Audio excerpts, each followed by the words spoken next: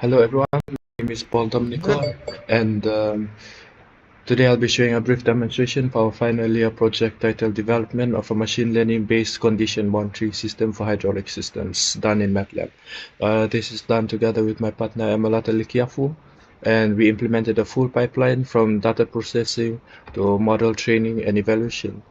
Let's walk through the key processes that we followed. Step 1, we've done loading and visualization. This is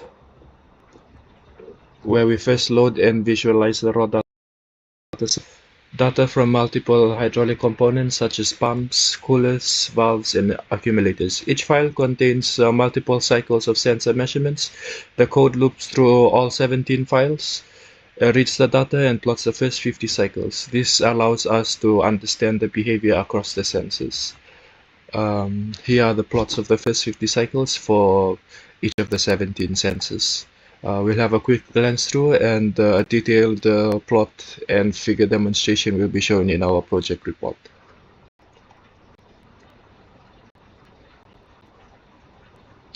Moving on to the next step, we have done normalizing the data. First, for data normalization, we normalized each row of the sensor data using min-max scaling, and we also handle missing or infinite values to ensure clean inputs for feature extraction. The cleaned and normalized data is saved to the workspace for further analysis.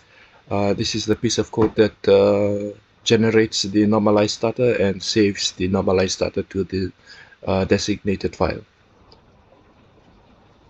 As you can see, the outputs are normalized and saved data for all 17 sensors. For the next step, we have performed feature engineering. This is done for each sensor cycle, where we extract 6 statistical features. The statistical features are namely mean, standard deviation, skewness, kurtosis, slope fit, and position of max.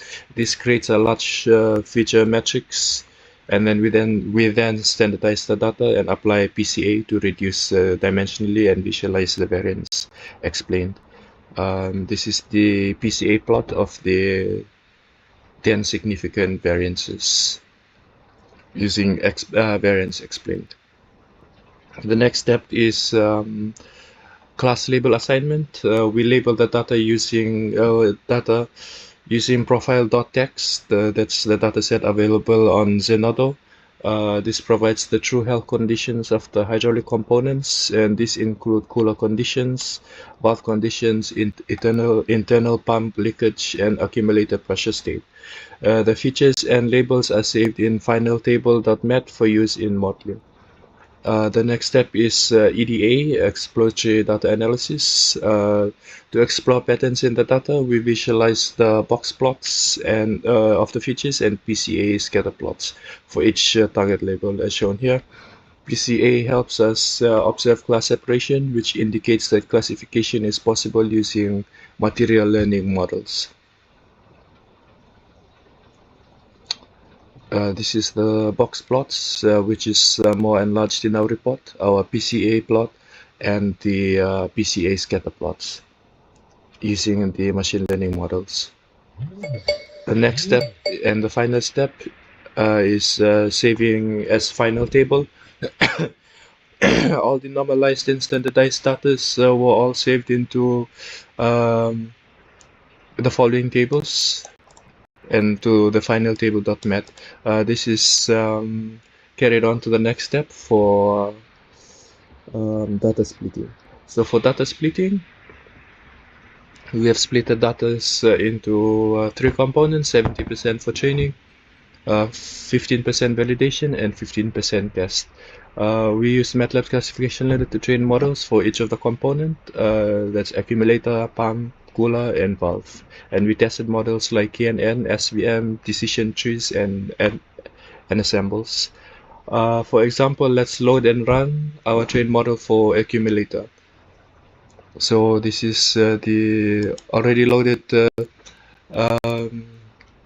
test model for accumulator, and this is using an accuracy test of 91.6% and using linear discriminant. This is the summary table having the precision, recall, and F1 score.